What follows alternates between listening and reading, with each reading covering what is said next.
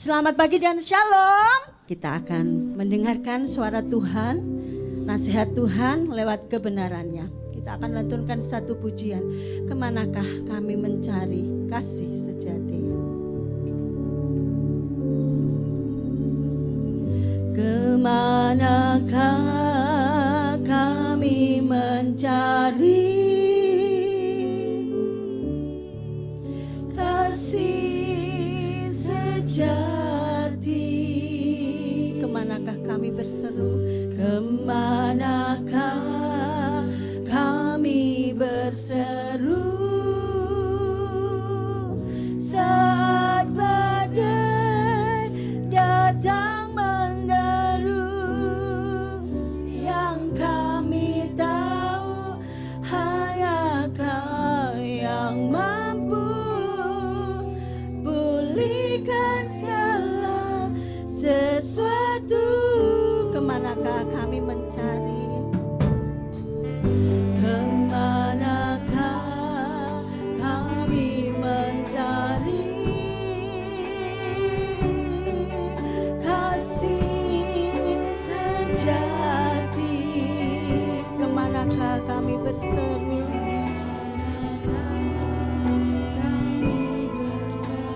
Saat badai datang menderu, Yesus, yang kami tahu Tuhan, yang kami tahu hanya Kau yang mampu pulihkan segala sesuatu.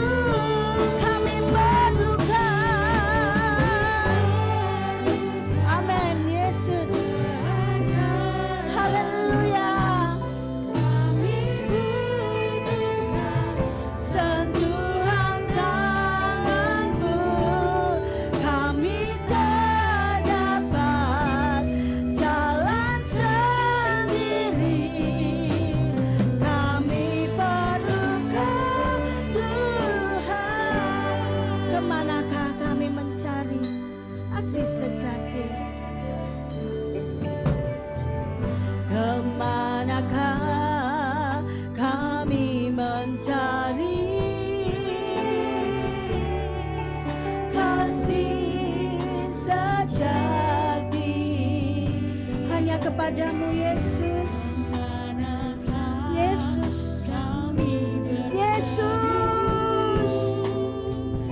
Saat badai datang menderu, yang kami tahu hanya Kau yang mampu pulihkan segala sesuatu. Kami perlu keajaiban-Mu Tuhan. Amin, amin. Engkau sanggup Tuhan, Engkau sanggup menolong kami Tuhan. Yesus, Yesus. Dengan segenap hatimu katakan, kami perlukan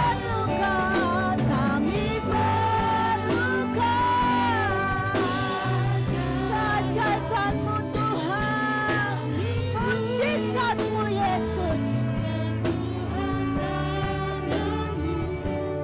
Kami tak dapat jalan sendiri. Kami perlukan Tuhan. Kami perlukan Tuhan. Kami perlukan Tuhan.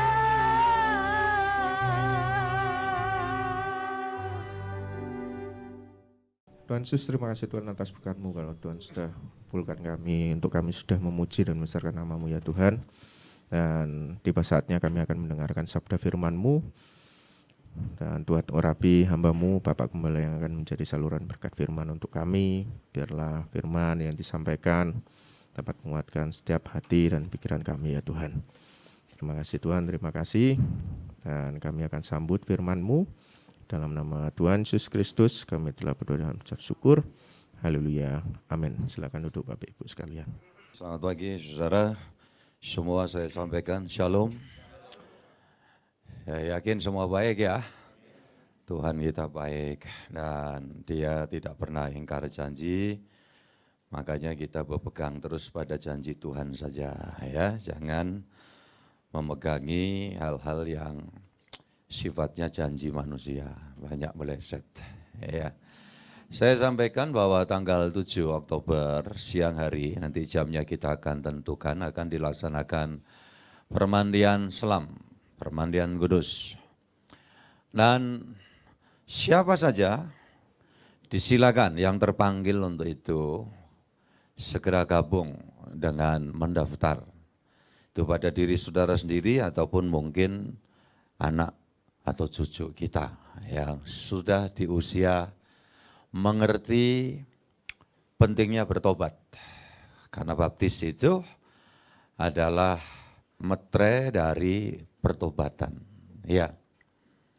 Dan andai kata ada orang berpikir aku pengen baptis. Baptis itu bukan pengen-pengenan. Tapi kalau kita sadar betapa besar kuasanya kalau kita itu mengalami bareng terus sama Yesus. Baik dalam kuasa kematiannya, maka juga nanti berikut dengan kuasa apa? Kebangkitannya. Nah, jadi sekali lagi bukan pingin. Tapi kalau saudara menyadari dalam hidup ini, ya aku dalam latar belakang memang sudah secara tradisi kekristenan aku udah melewati ya prinsip-prinsip ini. Tapi kenapa di dalam hidupku masih kalah melulu? Tidak mengalami transformasi kekristenan yang sesungguhnya.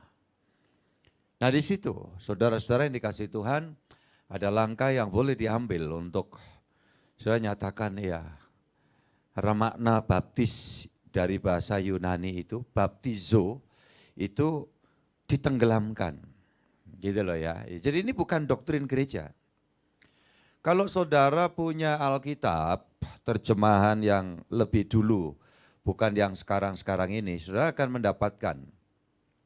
Di belakang Alkitab itu kan ada kamus ya, kamus singkat, jadi pendek. Jadi enggak semua istilah kata ada di situ. Kalau coba saudara buka di Alkitab itu, nanti ada kamus, ada juga peta Alkitab, zaman-zaman di Alkitab itu ada, itu pun juga dikit ya. Karena nanti kalau mau peta seputaran Timur Tengah apa, di buku-buku rohani juga banyak, ya ada. Nah ketika baptiso itu, kalau yang sekarang ada Pak, ada kamus ya, saya minta tolong kata baptis, ada kok di situ. Cuman yang terjemahan sekarang rada berubah.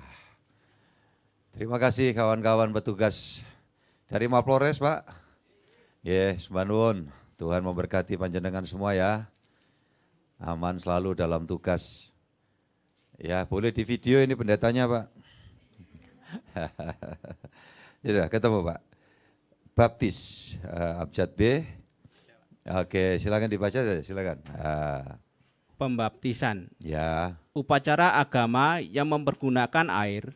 Istilah ini berasal dari kata Yunani yang secara harfiah berarti menyelamkan atau mencuci dengan air. Di antara orang Yahudi pada abad pertama, baptisan terutama berarti upacara tanda masuk ke dalam suatu kelompok atau persekutuan tertentu atau upacara pembersihan dari dosa. Yohanes Pembaptis mengadakan baptisan sebagai tanda pertobatan atau pengampunan dosa. Di antara orang Kristen yang pertama, baptisan orang percaya merupakan acara agama yang berarti pengampunan dosa dan penerimaan Roh Kudus. Paulus menerangkan bahwa baptisan menandakan orang percaya bersatu dengan Yesus Kristus dalam kehidupan, kematian, dan kebangkitannya, dan merupakan tanda bahwa seseorang menjadi anggota umat Allah. Iya, terima kasih Pak Juli. Jadi jelas ya, saya tidak mau bicara di luar dalil Alkitab. Ya, jadi data itu kekristenan itu komplit. Tidak ada kemudian karena bahasa lokalnya kewan jawabe, terus ya nadanya itu intimidasi. Percaya saja, ini wahyu Tuhan. Nggak ada gitu. Iya kan? Kalau dia, wahyu siapa? Wahyu suaminya Mbak Nila. Ya, atau wahyu siapa? Istrinya Mas Roni, itu kan. Jadi repot. Jadi data ada. Terjemahan yang sekarang ini dikatakan dari istilah bahasa Yunani, tapi katanya tidak dimuat di situ ya. Kalau yang lama jelas.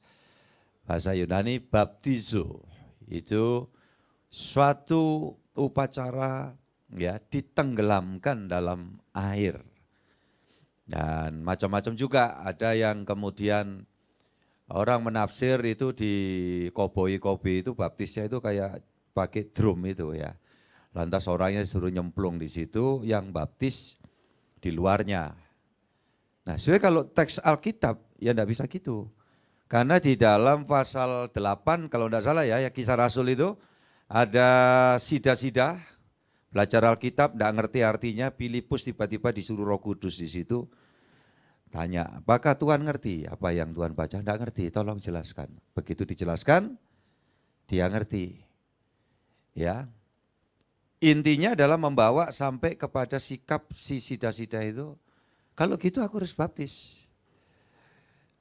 Ya, apa yang menghambat untuk aku dibaptis kalau ini sudah ada air? Maka di sana dijelaskan dua-duanya masuk ke dalam air itu, sungai itu. Jadi tidak harus Yordan atau Yarden. Ya, di mana saja, sebab intinya itu ditenggelamkan. Nah, kalau kemudian tanya, kok ada macam-macam Pak model baptisan? Ya nggak tahu. Itu berbagai argumen manusia, ya kan? Organisasi buat ini, buat ini. Baptis itu kalau cuma 1, 5 orang, 10 orang itu mending. Saya itu pernah loh, sekali baptis itu 35 atau apa, hujan deres di tempat terbuka, di kolam, pakai gantung. Kenapa? Karena yang paling cetek, paling dangkal, itu saya tenggelam. Jadi saya ambil di pinggir sambil pegangan, serotok kangelan itu. Dan itu hujan, malam lagi.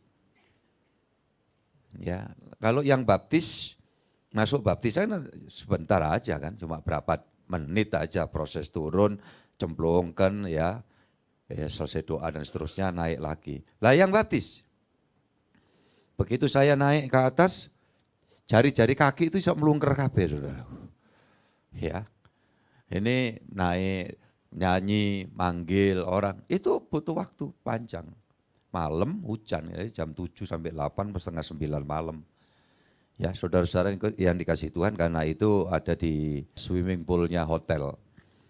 Nah, kita cari sepi sekaligus jam kita ada di situ, yaitu. Ya, nggak repot, repot, kademen. Ya, mesti naik, tolong teh hangat gitu. Iya kan? Nah, saudaraku yang dikasih Tuhan, tapi harus dijalankan. Ada yang katanya dicemplungkan di bak mandi apa gitu. Ya kalau besar, kalau bisa dua-duanya nyemplung ya enggak apa-apa. Satu pendeta itu nenggelamkan. Tuh, ya pokok jangan lama-lama ya pesan saya. Nah itu sebentar dong, atas nama Bapa, Putra dan Roh Kudus dan seterusnya, cepat dibangunkan. Kecuali kalau yang baptis itu memang dalam kondisi putus asa, lantas dia request khusus kepada gembala, Pak, tolong saya rindu langsung masuk surga hari ini. Ya itu gampang ya, kalau untuk seperti itu ya. Bleng gitu diteken lama itu. Ya gak lama-lama, setengah jam itu ya. Habis itu pendeta saudara urusan polisi. Karena terjadi praktek pembunuhan kan gitu ya. Jadi saudara-saudara, begitu keluar dari baptis. Ini di dalam iman Kristen yang sesungguhnya bukan masalah, oh ini disumpah atau pakai istilah Timur Tengah lainnya, saya tidak mau pakai itu. Tidak. Justru ini adalah satu statement yang kita buat. Bahwa aku yang saat ini mengambil keputusan untuk mati dan bangkit serta hidup bersama dengan Kristus. Aku bersaksi kepada semua dan juga kepada iblis setan-setan semua. Bahwa aku itu milik Tuhan. Itu makna baptisan yang sesungguhnya.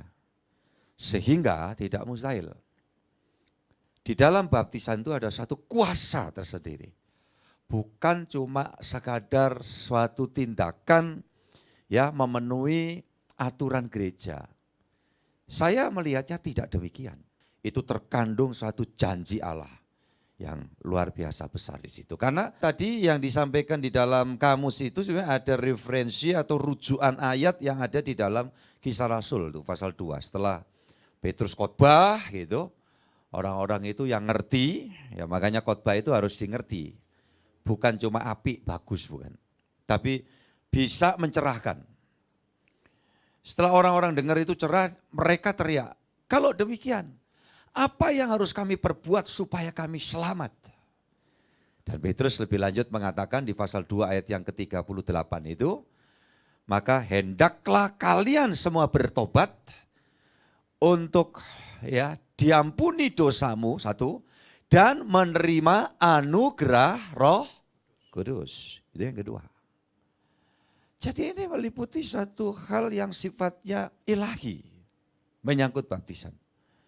Dan hal yang kita kerjakan itu kan bukan cuma sekedar formalisasi atau formalitas kaitan dengan yang kelihatan, karena fisik manusia itu kelihatan. Tetapi itu kan hati. Semua itu ukuran hati. Hati ini karena berkaitan dengan roh. Ibadah, saudara lakukan ini berjalan. Ini bukan cuma sekedar fisik kita saja. Berangkat dari rumah, berada di tempat kebaktian ya 1,5 jam, umpamanya begitu ya kan. Tetapi Tuhan melihat tuh betapa tulusnya hatiku dan hatimu itu.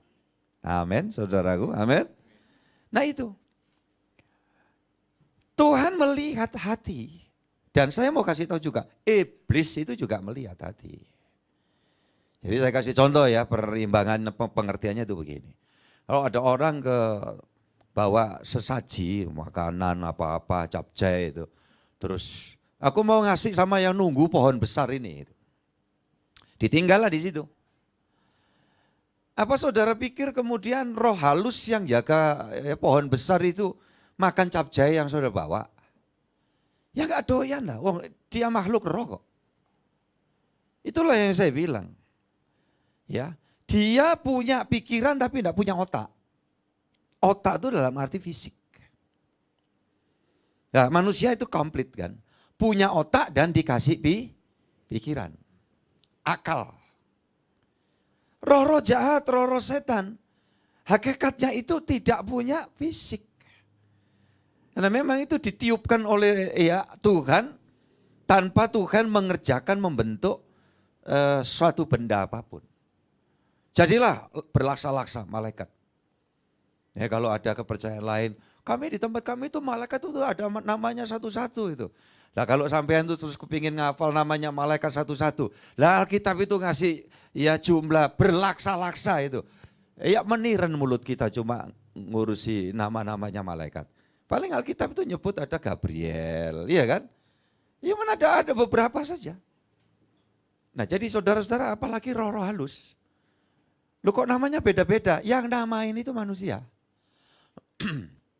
Di sini hantu, saudara kita di Medan sana ngomongnya bego. Kan? Di sini bilang sundel bolong, orang Jakarta bilang apa? Kuntilanak. Nah saudara-saudara yang kasih Tuhan. Zaman dulu dikenalnya yang suka nyecep darah itu Dracula.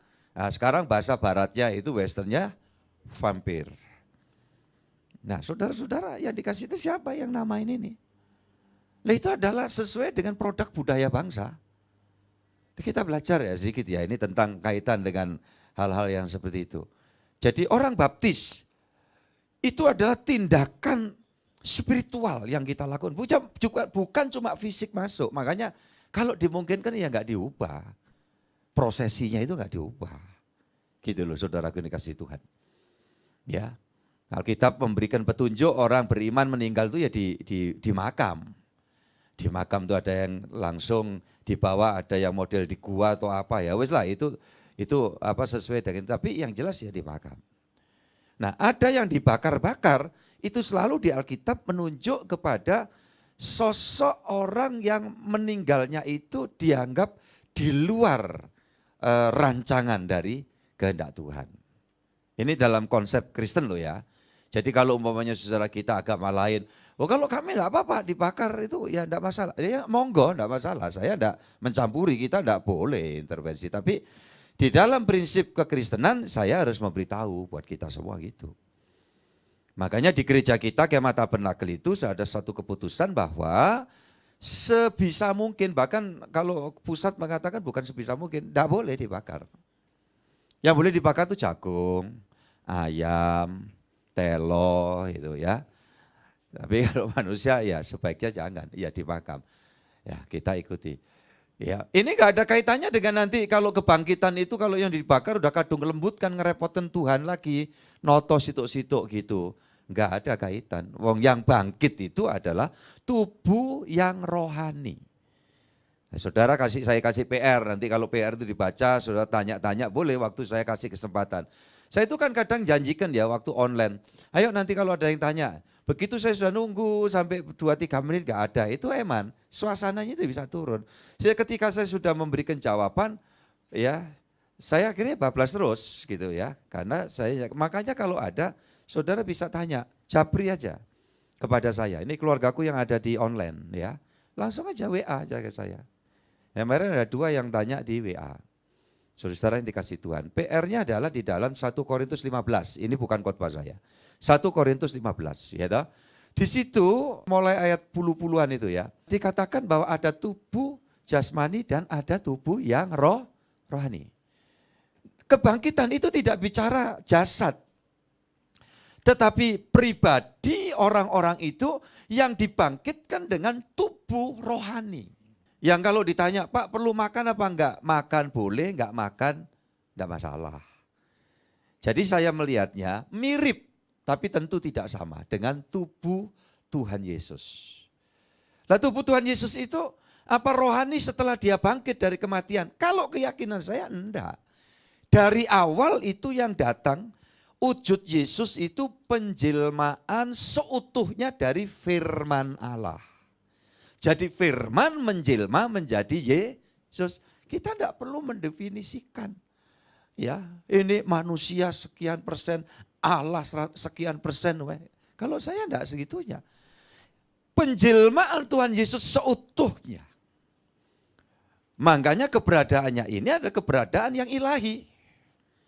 Makan boleh, tidak makan boleh. Sejak kapan? Sejak dia hadir dalam dunia ini.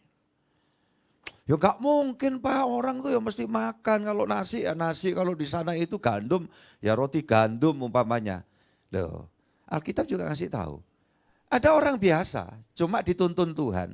Enggak pernah makan gandum dia, makannya cuma madu sama belalang. Ayo namanya siapa, kenal gak? Nah, lah kalau saya mau nyoba silakan, mulai nanti pulang dari gereja ini, minum madu tok sama nyari belalang. Mana gak mencret? Loh iya kan saudara-saudara yang dikasih Tuhan. Dan kita tidak menyangkal, loh itu faktanya begitu kok.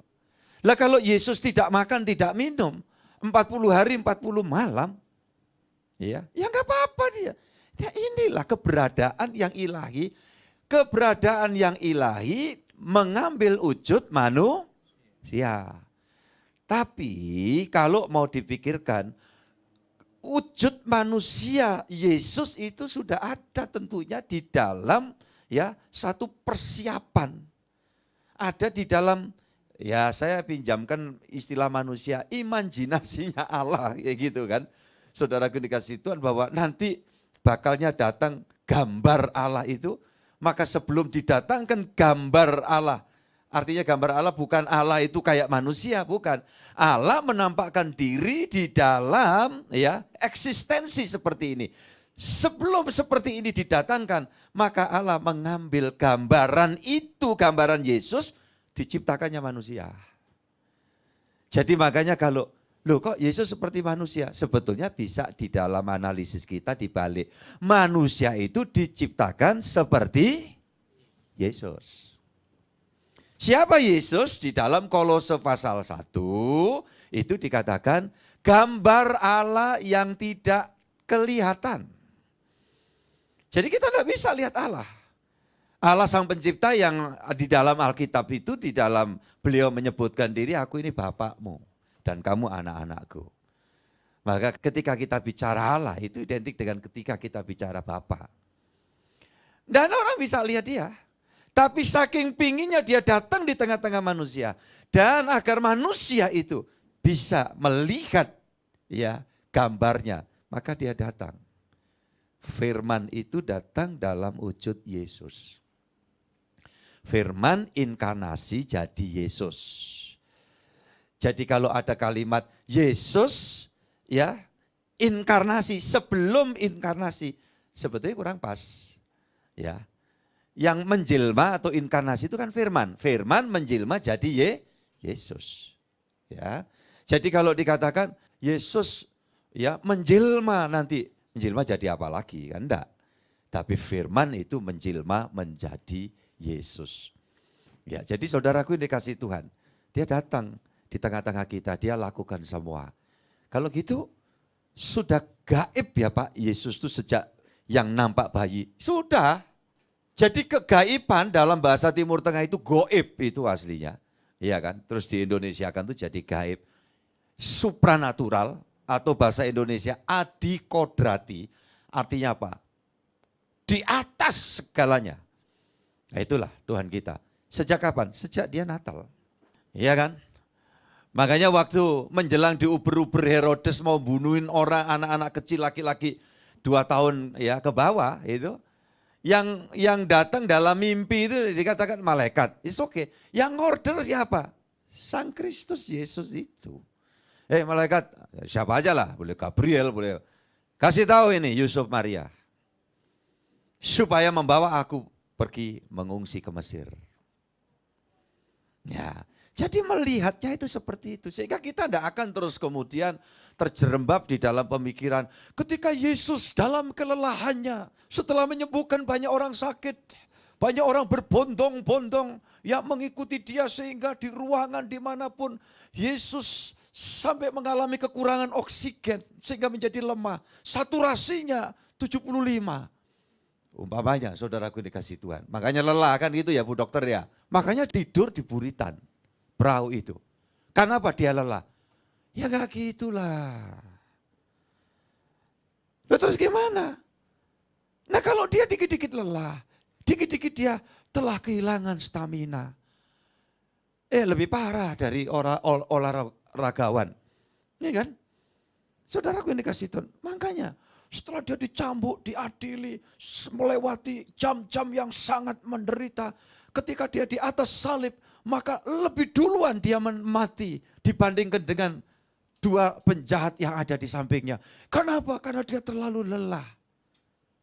Aduh, saya kadang-kadang ya gimana, tapi saya enggak pernah loh mengatakan, oh itu ajaran sesat atau salah. Enggak, saya enggak sependapat.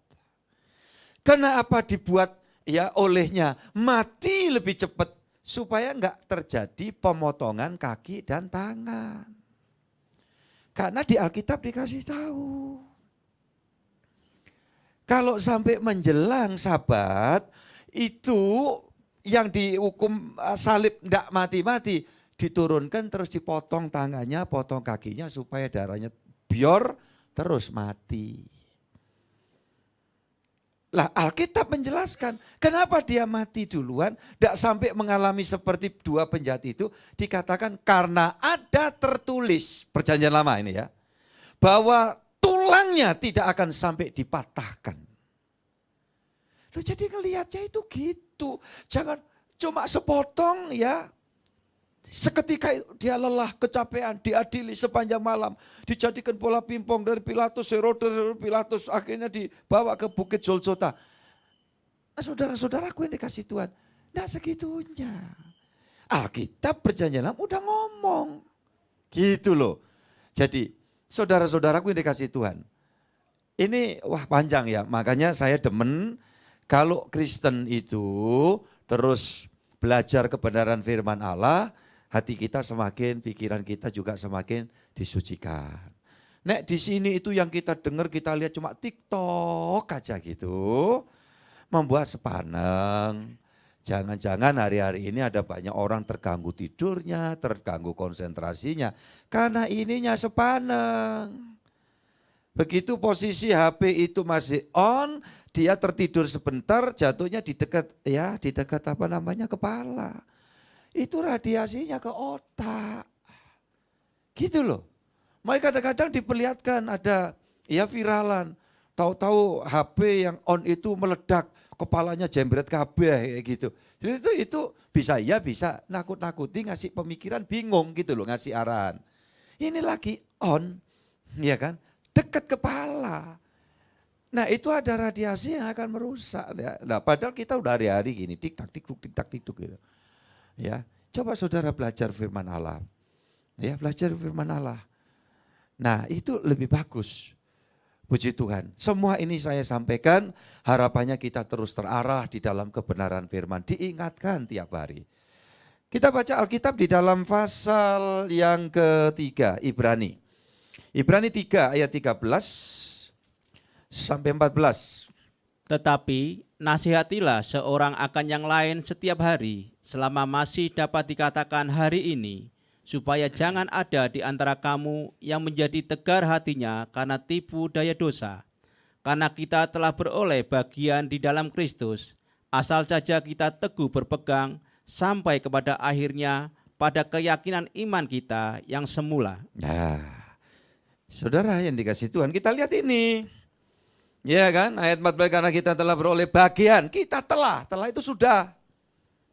Sampean saya ini sudah menerima bagian. Kalau dalam Petrus mengatakan kodrat ilahi. Bagian apa lagi? Bagian pemenuhan kebutuhan selagi kita ada dalam dunia ini. Yakin? Amin. Yakin Tuhan sanggup memelihara saudara? Memberi kecukupan? Iya. Kecukupan. Manusia cuma butuhnya cukup kok. Makan lebih dari cukup. Maaf, muntah. Wah enak iki cocok seleraku. Kembali kepada selera pemberani. Mangan terus gitu. Muntah. Jadi tidak bisa. Tapi kalau pemenuhan kebutuhan, selagi butuh, Tuhan tidak tidur. Dia sanggup memberikan rezeki buat kita. Siapapun kita. Ya ngomong itu tadi tentang lebih dari cukup itu, ya saya waktu di seminari tahun 80 berapa itu. 81 atau 82-nya yang kena sakit, diare, opname 3 hari di rumah sakit Karanganyar. Ya, Karanganyar bukan sini, Karanganyar Solo, Jawa Tengah.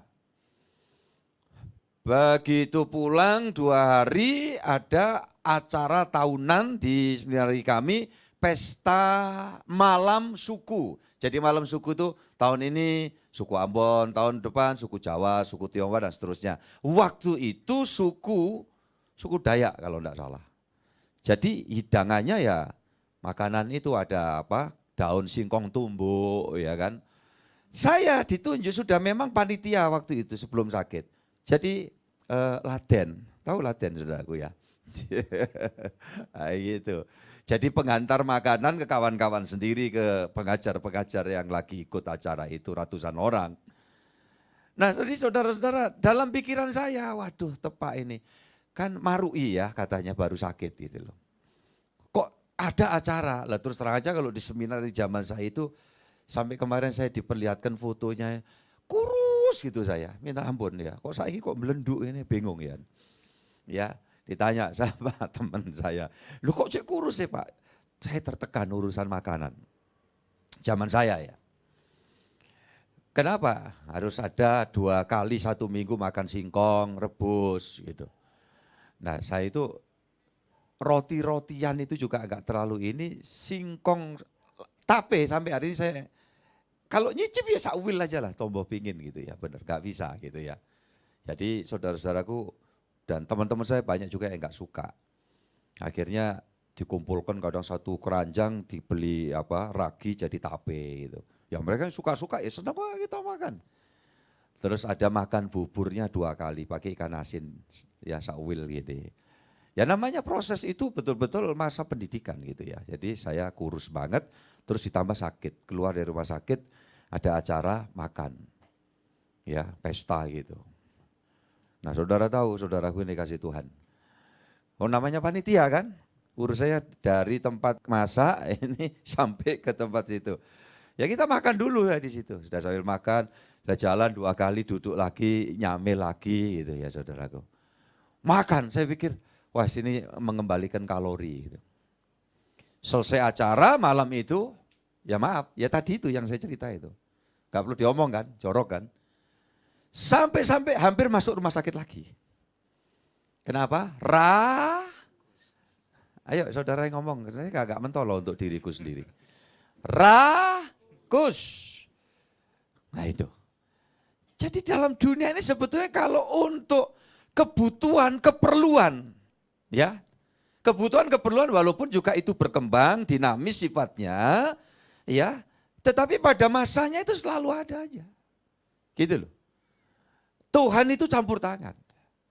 Kenapa? Karena itu yang dia sediakan buat anak-anak yang sudah diangkat menjadi anak. Loh ini benar. Wong orang jahat aja dikasih makan kok. Apalagi orang baik. Apalagi anak-anak Bapa Surgawi. Amin. Itu klasemennya itu gitu, jahat, baik, anak-anak Allah.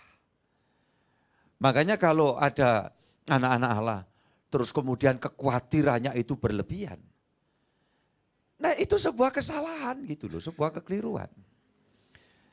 Dikatakan di dalam Matius pasal 6 ayat yang ke-32, bangsa-bangsa sibuk mencari semua itu di dalam dunia ini. Padahal semua itu telah disediakan Bapa untuk anak-anaknya. Jadi kalau untuk kebutuhan jasmani, saudara yang dikasih Tuhan, ya kebutuhan jasmani, yang relatif, kebutuhan orang itu relatif. Kadang saya itu ya gak apa-apa, seneng aja gitu loh. Kalau ada orang ngomong apa saya tanggapi seneng gitu ya. Walaupun juga kadang-kadang rotok mangan perasaan gitu ya. Wah Pak ini stylenya muda. Saya bilang style muda itu di mananya. Wong hampir semua yang saya pakai pakaian itu saya jarang beli baju. Ya. Celana yang saya pakai ini kira-kira ya sudah belasan tahun. Batik yang saya pakai ini kira-kira ya mungkin 10 tahunan saudaraku. Cuma di masa pandemi itu saya kan wegah. Begitu pakai ya mau dicuci cepat rusak. Saya gantung aja, saya angin-anginkan gitu dulu. Nanti saya plastiki lagi, dipakai sasretan, khotbah aja umpamanya. Ya seperti itu. Sehingga belakangan itu ya sudah itu aja saya pakai. Begitu saya pakai gitu. Ya saya tadi pagi pun saya berkaca gitu, iya kok aku ketok ganteng ya gitu ya. Ini enggak ebleng ngono ya enggak ngono ya ngomongnya. Enggak ngerti toh sampean? Saya berharap enggak ngerti memang yang ini tadi. Ya jadi saudara-saudara yang dikasih Tuhan. Ya is oke lah wong orang itu bicara itu ya gimana, yang penting kita itu tambah hari tambah sehat ya di dalam Tuhan Yesus Kristus. Orang yang hobi pakaian itu bisa beli terus, ya enggak apa-apa. Ya toh, wong bisa kok. Apa itu jauh enggak rohani? Ya enggak bisa ngomong gitu. Kalau memang bisa, kecuali kalau itu dilakukan dengan pinjol. Pinjol lagi ya. Saudaraku, apalagi ada tawaran. Tidak bisa bayar hari ini, bisa bayar bulan depan. It's later. Iya kan? Nah itu masalah semua. Mau apa-apa ukurannya bisa pinjam dulu. Saya katakan itu budaya tidak baik ya. Akan mengundang banyak kesulitan buat diri sendiri. Kalau bukan urusannya itu perputaran untuk bisnis yang jelas dan itu ada hitungan yang terukur. Sebaiknya kalau untuk kaitan dengan yang bersifat konsumtif itu terhindar dari utang piutang. Ya boleh kan, Bapak mengingatkan itu kan boleh kan, amin saudaraku. Dan ini penting sekali. Ya, sejahtera. Apalagi terus semuanya pendeta ya saya, iya kan. Terus saudara dengar di mana itu. Ya, pas sampean lagi nulis juga gitu ya. Nulis apa itu bon-bonan. Sampean Kristen Mas, iya. Gereja di Tabernakel. Oh pendetanya Pak Hendri, iya. Tolong eling nopo Mas, masih wis 6 tahun loh nggak bayar-bayar. Tolong ya kalau gitu cepat sampean ngomong saya ya. Loh barangkali namanya orang itu kan khilaf. Iya kan, barangkali khilaf. Tapi seingat saya kok ya enggak ya. Dari Pak Iskandar dulu masih hidup buka toko itu kan. Kita dulu bikin spanduk saya selalu utusan ya asisten saya tolong ambil dulu. Pak Iskandar tolong kasih ini kain 7 meter, 8 meter untuk spanduk ini ya. Nanti minggu depan atau Jumat siang, doa siang saya bayar ketemu. Saya kan ada di mana kan gitu posisi. Ya Pak, mesti tak bayar. Ya. Dari dulu waktu makannya itu urip, enggak urip, pokoknya pakai ceker ayam, masih ingat kan? Ceker ayam, kemudian lemaknya B2 itu karena itu paling murah dan bukan dijadikan minyak terus ya kromoannya itu yang dipakai itu enak, tapi kan tinggal sedikit. Sekilo cuma segini nanti jadinya. Iya kan saudaraku? Ya enggak. Iya yang putih meleng-meleng itu dicaca gitu ya. Bersama mendiang itu nerimo aja, seneng aja. Tumis pakai bawang putih dikit, makan gitu. Pokok kita sudah komitmen, asal enggak utang ya sayang. Iya gitu. Ya tadi ini lemu-lemu saudaraku. Lu iya kakek mangan ceker gitu dari belum hamil sampai hamil Hesky. Hesky lahir gede dewasa sepatunya 47. Loh apa enggak heran? Kaki saya kecil 41 atau 42. Ya. Saudara, saya enggak minta sepatu loh ya nanti. Oh ini Pak Gembala butuh sepatu nomornya 414. Belum tentu cocok. Tiap beda merek itu beda. Apalagi kalau sampean belikan kelompen Belanda itu. Waduh. Oh itu nanti kalau ukuran 40 gak sedang ya jalan klotak gitu. Nah, itu terkenal loh salah satu unggulannya itu ya. Jadi saudara-saudara yang dikasih Tuhan Yesus itu yang saya bilang jangan sampai itu namanya. Tuhan sanggup memberi kecukupan buat kita semua. Ya makanya saya selalu ayat 13 itu tetapi nasihatilah seorang akan yang lain setiap hari selama masih dapat dikatakan hari ini. Supaya jangan ada di antara kamu yang menjadi apa? Baca bareng. Tegar hatinya karena apa? Tipu daya dosa. Alah Pak Gembala ngomongnya sudah kan ini urusan kita. Nek kita sulit mosok ya Pak Gembala ya mau nolong kita sepenuhnya umpamanya gitu. Ya enggak lah, enggak bisa ya. Tapi juga ya jangan begitu. Kita saling menasihati kok. Tadi saya di mobil, di kendaraan aja kan bareng sama Bu Retno ya tentunya bersama. Dia ngingatkan saya. Ya enggak apa-apa ya Pak ya, kenapa? Masih pendeta tak omongin gak apa-apa? Ya gak apa-apa. Kemarin saya itu perjalanan, ya perjalanan ke lewat tol, jualan padet. Loh kok pintu tol gak dibukai gitu. Saya itu sempat keperucutan jengkel gitu. Ngomong dewe, tembok tol juga gak denger kok. Kacanya belum saya buka. Tapi yang sebelah saya kan denger. Ya, saya ngucapkan kata itu yang setelah itu, lah apa aku ngomong gini ya. Ampuni Tuhan gitu. Sehingga tadi waktu, lah itu istri itu gitu salah satu fungsinya ngoreksi. Tolong dengar suami-suami, halo. Kok nggak ada yang halo juga? Iya kan? Dan saya bilang, iya thank you, terima kasih. Aku udah minta ampun, sorry ya gitu. Yang harusnya kamu nggak denger itu. Ya, jadi saudara-saudara yang dikasih Tuhan. Ya manusia. Tapi penting untuk kita ya semakin saat semakin sadar. Dan siap untuk diingatkan. Begitu juga istri, iya kan? Istri, ya saling lah. Orang tua anak sama. Nah begitu saya turun, udah saya bilang, iya aku kemarin udah minta ampun sama Tuhan. Tapi juga sorry ya, maaf. Nah itu saudara-saudara yang dikasih Tuhan. Karena juga sia-sia. Wong tembok aja gak denger. Denger ya tembok yang menengah ya saudaraku. Kalau sampai denger sama petugasnya di situ pasti dia punya argumen. Pak lagi error ini Pak komputernya. Udah mau ngomong apa saudaraku. Loh iya kan inilah di dalam realita kehidupan. Dan saya itu tipenya open cut ya di dalam hidup ini dalam banyak hal. Ya kita yuk saling bangun. Supaya apa? Hati kita tidak tertipu oleh kuasa kegelapan ya. Caranya gimana? Ya pegang firman Tuhan gitu loh. Ojo ngurungono tok. Makanya saya terima dengan senang hati. Ya dari zaman dulu bersamaan dengan mendiang. Tiap kali beliau ngomong sesuatu, iya aku maaf, sorry ya. Ya di sini suami-suami ada yang suka minta maaf gitu. Halo suami-suami tolong, yang suami angkat tangan ya. Ya yang di online juga boleh. Oh enggak ada suami di sini. Oh ada di belakang sana, cuma Pak Raymond Utagalung tok yang angkat tangan. Ya, jadi saudara-saudara, kalau sudah keras hati orang sudah dibawa di dalam nafsu yang tidak jelas nanti tambah parah. Loh iya loh. Lo dulu yang namanya ada penyimpangan orientasi seksual, itu kan sembunyi-sembunyi. Sekarang ini zamannya mereka nuntut keterbukaan, belak-belakan. Apalagi tahun 2019, salah satu contoh, ini masih banyak negara, Taiwan, itu mengesahkan pernikahan satu jenis.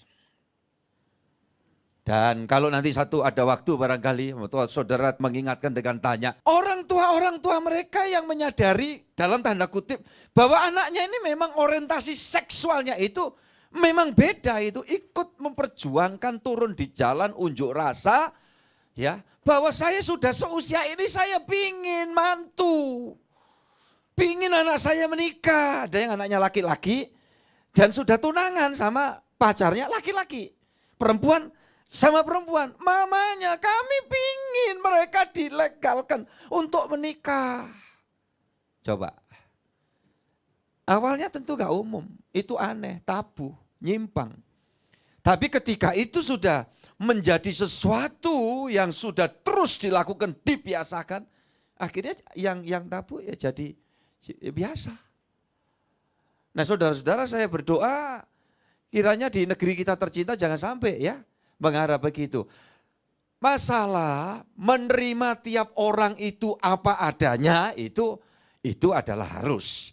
Kita tidak boleh membenci siapapun yang mungkin tidak sama dengan kita. Orang itu pembawaannya kok begini, kok begitu.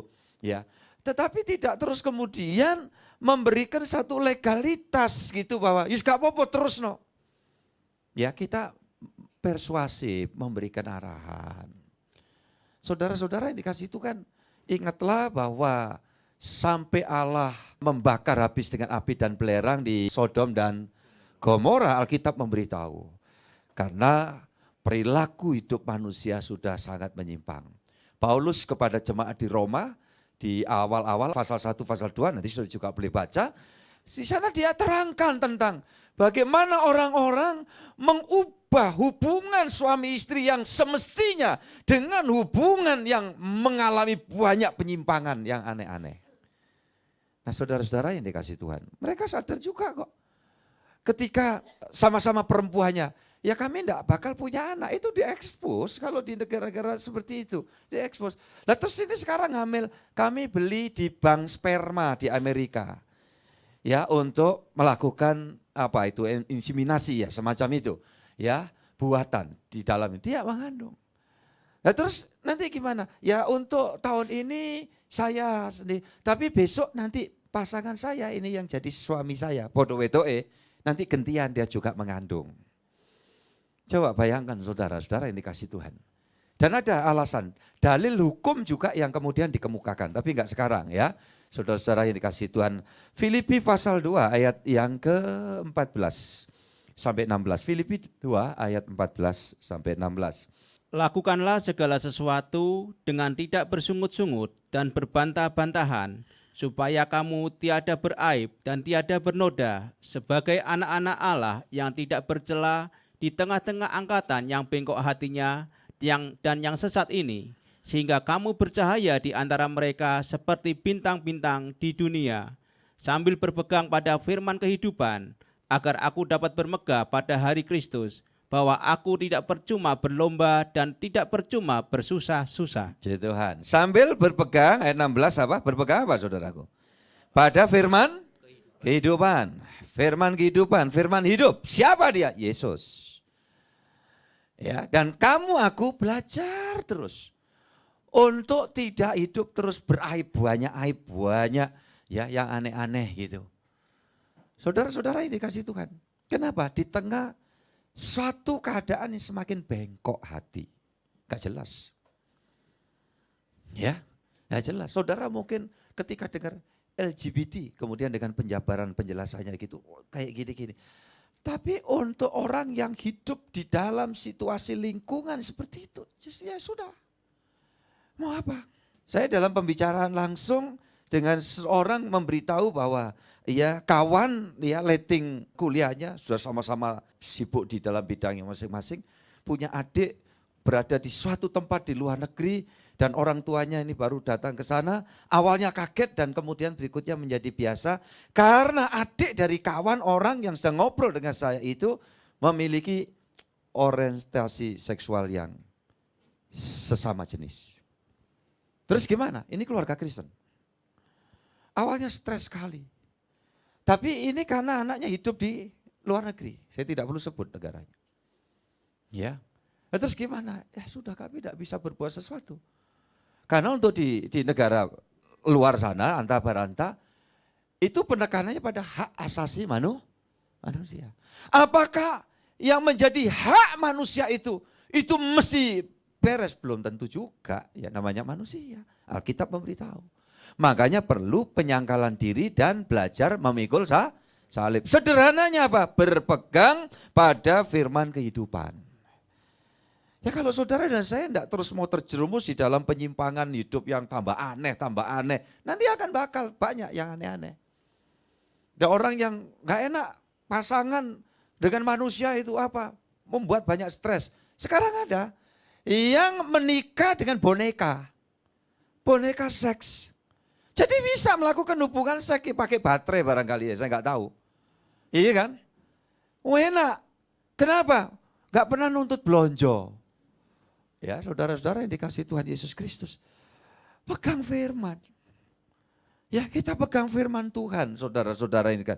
Jangan sampai tegar hati karena kita telah menerima semua yang baik dari Tuhan. Ya, saudaraku yang dikasihi Tuhan, di zaman yang bengkok hati, kenapa orang bisa sampai bengkok? Ayo kita baca Kisah Rasul 17.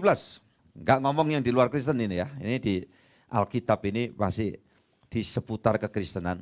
17 ayat 10 sampai 13. Tetapi pada malam itu juga, segera saudara-saudara di situ menyuruh Paulus dan Silas berangkat ke Berea.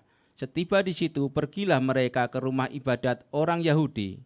Orang-orang Yahudi di kota itu lebih baik hatinya daripada orang-orang Yahudi di Tesalonika, karena mereka menerima firman itu dengan segala kerelaan hati, dan setiap hari mereka menyelidiki kitab suci untuk mengetahui apakah semuanya itu benar demikian. Banyak di antara mereka yang menjadi percaya, juga tidak sedikit di antara perempuan-perempuan terkemuka dan laki-laki Yunani. Tetapi ketika orang-orang Yahudi dari Tesalonika tahu bahwa juga di Berea telah diberitakan firman Allah oleh Paulus, datang jugalah mereka ke sana menghasut dan menggelisahkan hati orang banyak. Saya minta saudara perhatikan, simak ya sama-sama ya. Ayat yang ke-11 itu. Orang-orang Yahudi di kota itu lebih baik hatinya. Ya, simak itu kalau dalam bahasa Ibrani, Shema. Ya. Terus kemudian bergeser di tetangga jadi simak gitu ya. Perhatikan, teliti. Orang-orang Yahudi di kota itu, di kota Berea, lebih baik hatinya daripada orang-orang Yahudi di mana, saudaraku? Iya, karena apa sekarang? Apa penyebabnya bisa hatinya lebih baik? Iya, menerima firman itu dengan segala apa? Kerelaan hati. Dan setiap hari mereka menyelidiki kitab suci untuk mengetahui apakah semuanya itu benar demikian. Gitu loh. Ya, ini dikatakan firman gitu. Menerima firman itu dengan kerelaan hati. Mungkin lebih sederhana, rendah hati. Nah, gitu. Dibandingkan dengan orang-orang yang ada di Tesalonika. Banyak di antara mereka menjadi percaya juga. Nah, kalau saya dan saudara rela terima firman Tuhan, hati kita jauh lebih baik. Sekeliling kita tidak mustahil bertobat, diselamatkan Tuhan. Kok enggak nosing amen manggut, aku khawatir manggutnya itu tadi sebelum saya selesai manggut ngantuk ya. Ya, jadi saudara-saudara yang dikasih Tuhan. Saya sendiri terima penyelamatan dari Tuhan. Satu persatu sekeliling saya, di dalam keluarga saya, diselamatkan Tuhan. Haleluya. Saudara-saudara yang dikasih Tuhan. Nah orang tuh kalau sudah ada hidup di dalam kuasa firman, hatinya tidak bagus, golek perkara terus saudara-saudara yang dikasih Tuhan, iya kan? Ayat yang ke-13, tetapi ketika orang-orang Yahudi dari Tesalonika tahu bahwa juga di Berea telah diberitakan firman Allah oleh Paulus, datanglah juga mereka ke sana untuk sama-sama jadi percaya dan rendah hati sungguh-sungguh. Betul gitu ya kalimatnya. Mereka ke sana apa? hasut dan menggelisahkan hati orang, Mbak. Nih, kalau Kristen ndak hidup di dalam kuasa firman, ndak mau belajar sungguh-sungguh, saudaraku ini kasih Tuhan, keberadaannya itu bikin banyak orang gelisah. Gitu loh, menggelisahkan orang, nyedihkan orang, membuat orang jadi, wah iki meneh, iki nek teko dek iku senep aku. Ya, bahasanya anak sekarang, toksit orang ini. Loh iya kan? Gimana aku kalau terus kayak gini, lebih baik aku pergi saja. Ngapain? Mau healing. Ya, saudara-saudara yang dikasih Tuhan. Nah ini, jangan ya, saya minta lah jangan. Ya, kedatangan kita itu kiranya nanti, apalagi kalau kita mesti golek utangan, itu paling gak enak loh predikat seperti itu. Duh iya kan? Ya saya harus sampaikan ini kadang-kadang karena ada orang-orang yang sana di Anta-Baranta itu gak menerima kecukupan yang Tuhan sudah berikan, gak pernah mensyukuri atau salah manajemen, hidupnya ngawur, lebih besar pasak daripada tiang. Dan ujung-ujungnya bermasalah hidupnya. Nanti kalau enggak sampai memberikan warisan kepada anak keturunannya apa? Masalah lagi. Dianya mati. Tapi gimana lanjutannya itu? Anak-anaknya yang mesti mungkin enggak lagi berhadapan dengan ya orang nagi-nagi, tetapi yang terjadi apa? Orang bilang, wis ojo ngepek iku dadi bojomu. Kenapa? Wong tuane utangan kok itu. Gegek yo anake. Lho ngono iku lho sing enggak enak. Lho ya kan saudara-saudara yang dikasihin, sederhana aja. Ya saya ngomong ini bahasa manusiawi ya, dan mungkin terlalu vulgar Pak, enggak apa-apa lah. Kan hati saya sayang, ini adalah tindakan antisipatif. Apa sudah ada yang gitu? Ya saya anggap enggak ada gitu. Kalau ada ya saya tutup mata. Ya saudaraku yang dikasih Tuhan, tetapi kan harus antisipatif. Nanti suatu hari saya akan bicara. Betapa perceraian itu kehendak setan, bukan kehendak Tuhan. Dan ini adalah rancangan iblis ingin memecah belah. Loh bagaimana Pak orang mengalami proses kehidupan yang demikian? Ya saya tidak sedang bicara untuk mereka. Tetapi antisipasi prinsip kebenaran ini agar jangan setan mendapat keuntungan lagi itu harus saya lakukan. Demi kita semua. Yang setuju ngerti katakan amin saudara-saudara. Ya jadi ini penting sekali. Udahlah terakhir Kisah Rasul 16 ayat 5 dan kita langsung akan berdoa, puji Tuhan. Kisah Rasul 16 ayat 5. Demikianlah jemaat-jemaat diteguhkan dalam iman dan makin lama makin bertambah besar jumlahnya. Puji Tuhan. Ya, dikatakan di situ Kisah Rasul pasal yang ke-16 ayat yang ke-5, baca bareng 2, 3. Demikianlah jemaat-jemaat diteguhkan dalam iman dan makin lama makin bertambah besar jumlahnya. Amin. Ini nasihat firman setiap hari. Saling menasehati, saling mengingatkan. Ya, sehingga kita teguh. Jangan sampai nanti menjelang penghujung hidup kita meleset malah ditangkap oleh kuasa lain. Jangan, dalam nama Yesus tidak terjadi. Ya, setelah kita berjuang lama. Kiranya Roh Kudus menolong saya dan saudara. Dan asal kita rendah hati, kita perhatikan firman dan tiap hari kita introspeksi, pasti Tuhan memberi kemenangan kita semua. Tuhan berkati, amin. Puji Tuhan, terima kasih Pak Juli Raharjo. Kalau dimungkinkan boleh dah nyanyi satu. Dia terlebih besar. Puji Tuhan. Saya undang kita berdiri sama-sama. Dia terlebih besar, ingat ya. Dunia boleh macam-macam tantangan kesulitannya. Tapi dia yang ada di dalam kita lebih besar. Haleluya.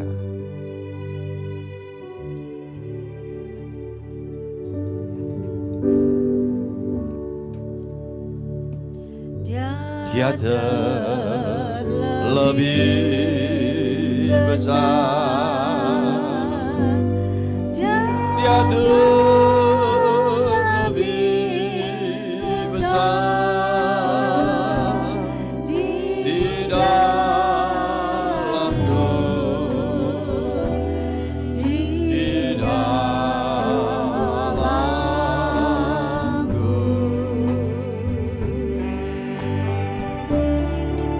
Dia terlebih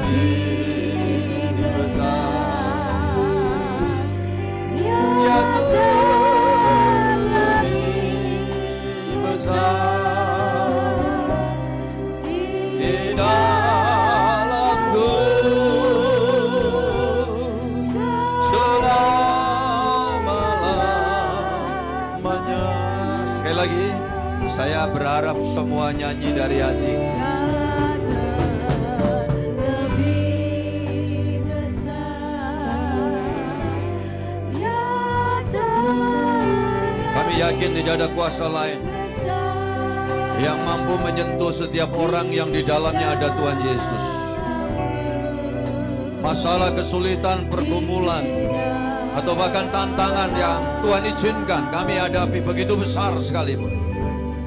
Tapi Yesus Tuhanku jauh lebih besar dari semua tantangan. Kami pasti bisa. Kami pasti bisa, Tuhan. Haleluya.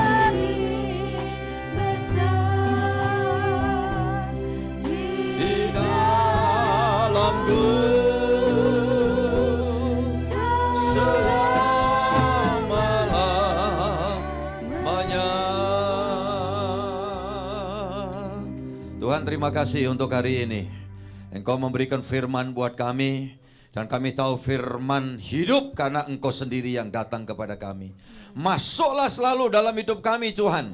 Sehingga kami tidak pernah jalan sendiri. Walau di tengah jalan sunyi, mungkin penuh onak duri, bahkan seperti bayang-bayang maut sekalipun.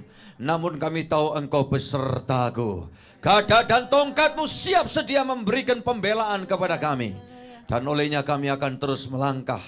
Jika hari ini kami ditusuk oleh pedang bermata dua, itu tujuannya menghidupkan kami dan bukan untuk mematikan kami. Maka sadarlah kami untuk kami berkata, Roh Kudus tolong kami. Roh Kudus tolong bimbing kami. Roh Kudus pasti memampukan kami satu persatu. Berkat Tuhan kiranya turun atas semua keluargaku yang hadir dalam ibadah onsite dan juga online. Dimanapun tempat anak-anak-Mu berada saat ini, Engkau hadir di sini dan di sana. Karena Engkau Allah yang tidak dapat dibatasi oleh apapun. Terima kasih, itu sebabnya jika sebentar kami masing-masing menyudahi pertemuan ibadah ini, hati kami tetap berpaut kepada Tuhan. Dan kami berjanji untuk terus hidup bersekutu dengan firman Allah. Dan tiap hari mau saling mengingatkan agar jangan seorang pun jatuh dalam dosa yang hatinya menjadi tegar dan dijerat oleh kuasa iblis dosa. Tolong kami semua, Tuhan. Karena tahun ini adalah tahun perlombaan pasti menang bersama dengan Tuhan. Itulah yang kami pegang di sepanjang hari-hari kami. Tuhan memberkati semua pelayan Tuhan, terus mengurapi. Demikian seluruh bakti, ibadah, persembahan setiap anak-anak-Mu, Tuhan mengingat sampai kepada kemuliaan sorgawi. Yang sakit Tuhan tolong jamah, satu persatu berikan kesembuhan dan pertolongan. Baik yang hadir di sini, yang mungkin belum sempat hadir, ada dalam jamahan Tuhan dan pertolongan Tuhan.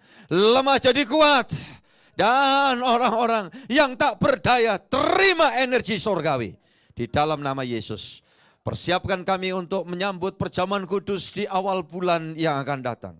Karena jika Tuhan masih memberikan umur buat kami mau terus menikmati perjalanan bersama-Mu itu indah. Walau tidak selalu menyenangkan, tetapi kebahagiaan sorgawi selalu melingkupi kami. Terima kasih Tuhan. Tuhan sertai perjalanan kembali di dalam anugerah Tuhan. Sekarang tangan kami terangkat dan bersyafaat untuk negara bangsa kami. Indonesia Tuhan berkati, bangsa negara kami Tuhan berkati. Dalam masa persiapan pesta demokrasi tahun yang akan datang, Tuhan memberkati dan campur tangan dari tahun ini, esok dan seterusnya. Agar para pemimpin, para elit yang kiranya mendapat berkat Tuhan adalah orang-orang yang peduli kepada segenap bangsanya. Kepada kemajuan negeri tercinta ini. Tetapi Tuhan berkenan menghalau setiap niatan-niatan yang buruk terhadap bangsa dan negara ini. Tuhan di atas segala-galanya. Terpujilah Tuhan Yesus sekarang sampai selamanya. Kami akan melangkah di dalam kemurahan Tuhan. Segala pujian bagi-Mu kekal selamanya Allahku. Dalam Kristus Yesus kami terima segala berkat dan rezeki dari hari ini sampai Maranatha. Tuhan datang yang kedua menjemput dan hendak mengantar kami pulang ke Firdaus sorgawi. Atas nama Bapa, Putra dan Roh Kudus Allah yang Esa, yang kami kenal sembah dalam Tuhan Yesus Kristus. Bapa, terima kasih. Bapa,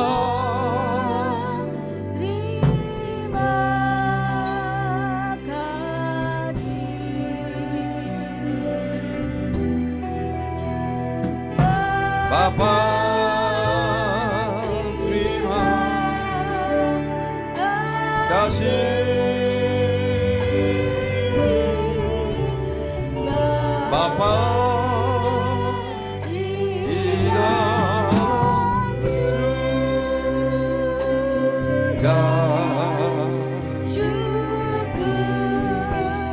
terima kasih.